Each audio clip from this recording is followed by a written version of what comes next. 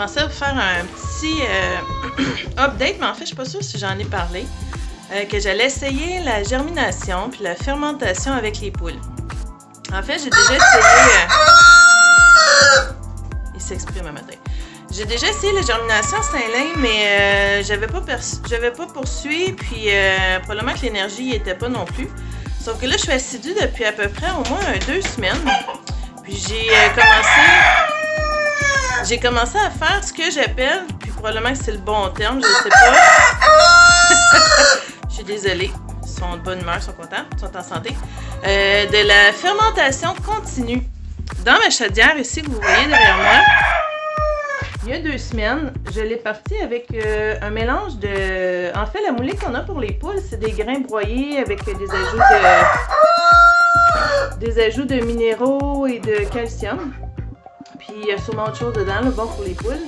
J'ai mis ça dans ma chaudière, j'en ai mis une quantité, j'ai mis de l'eau, puis pour activer la fermentation, ça aille plus vite, j'ai ajouté du vinaigre de cidre de pomme. Stéphane a lu ça, je crois, dans un des livres de Dominique Lamontagne pour partir, puis j'ai fait. Fait qu'une couple de jours après, il y a une petite odeur qui a commencé, une odeur de fermentation un peu, bien sûre, peut-être je pourrais dire. C'est pas désagréable du tout, là, c'est vraiment comme l'odeur normale. Puis quand il y a des bulles aussi, de la mousse qui s'est fait à la surface. Puis depuis ce temps-là, je ne l'ai jamais vidé au complet. Je garde toujours une partie de liquide dans ma chaudière. Puis quand j'en prends, ensuite je rajoute. Et ce que je fais aussi, c'est que j'ai gardé des bouteilles avec mon petit lait lorsque je fais mon fromage de lait de chèvre. J'en ai gardé quelques-unes. Parce que ça aussi, c'est plein de bonnes bactéries, puis ça aide pour alimenter, nourrir les bactéries qu'il y a dedans. Fait que vu que c'est une fermentation continue, il y a toujours des bactéries, puis ça va plus vite pour faire la prochaine fermentation. Ce que j'ai commencé à faire aussi, c'est, je sais pas si vous allez voir, la germination. La germination, je la fais pas jusqu'à temps que les pousses commencent. Je fais juste prendre les germes. Ça veut dire, là, vu qu'on est en hiver, qui fait comme 4, 5, peut-être 6 de ce côté-ci dans le bâtiment, ça prend au moins 3 jours avant que le germe apparaisse au bout, parce que j'ai du blé, j'ai de l'avoine, puis j'ai du maïs. Le maïs, ça le ramollit. J'ai pas encore vu, d'après moi, ça serait plus long pour germer, mais vu que mes grains sont mélangés, c'est pas évident. Je vais regarder pour me trouver des poches de grains séparés pour être capable de faire germer les différents grains à différents stades.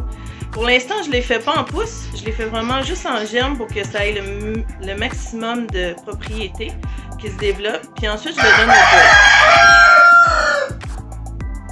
Fait que là, je suis à l'étape d'observer, voir si mes poules sont en bonne santé, qu'est-ce qui se passe avec la ponte, puis qu'est-ce que ça donne comme résultat.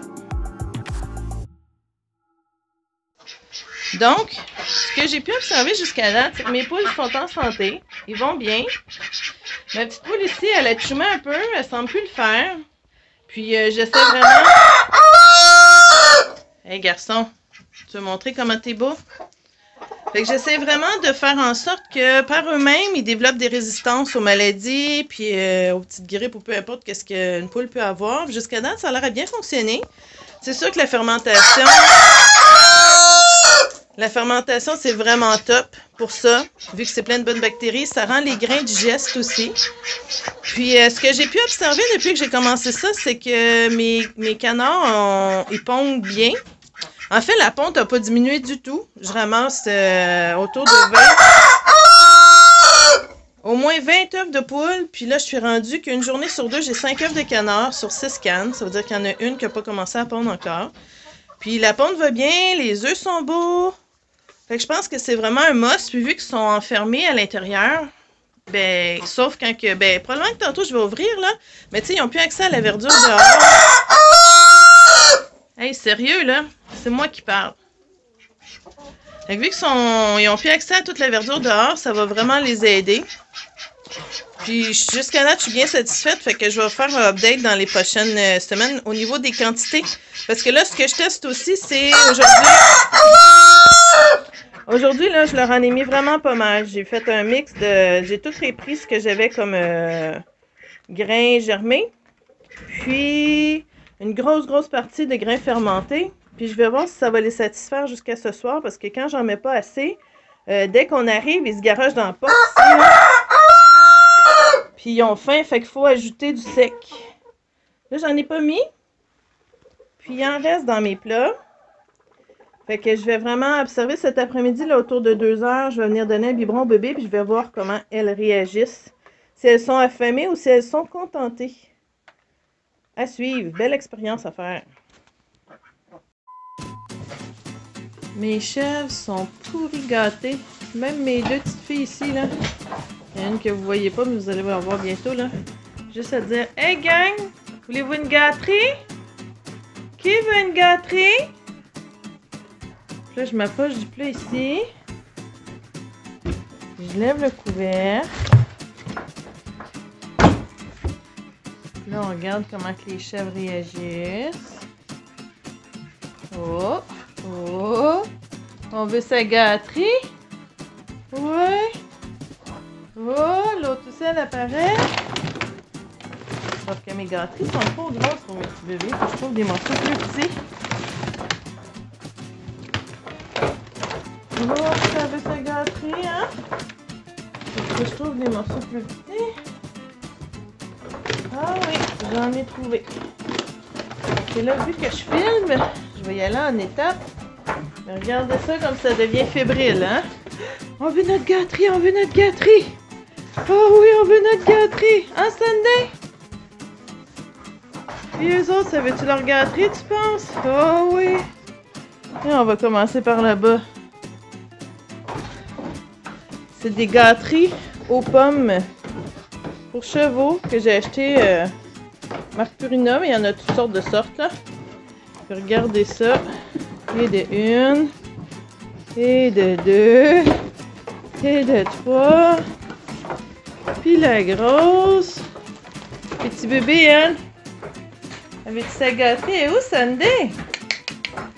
Bébé! Tu veux-tu ta gâterie, toi? Oups! Un petit peu trop, je pense, hein? Viens ici, bébé. Fille! Ben oui, viens-t'en. Marine! Marine, lance le bébé! Allez, vas-y. Et voilà, elle est revenue. Excusez pour la caméra. Elle voulait trop sa gâterie, ça me l'a fait tomber. Tu l'avais-tu ta gâterie? Tiens, bébé.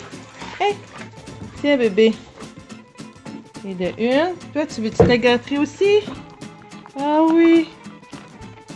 Une petite pourrie gâtée. Il me reste juste Eben à lui montrer comment. Et Eben était super sauvage. Là, je suis vraiment contente parce que depuis 2-3 jours, j'arrive à la flatter. Elle se laisse faire. Là, c'est fou, là. À ce temps qu'ils ont eu leur gâterie, là, ils pensent qu'ils vont en avoir tout plein d'autres, mais non. Faut pas exagérer.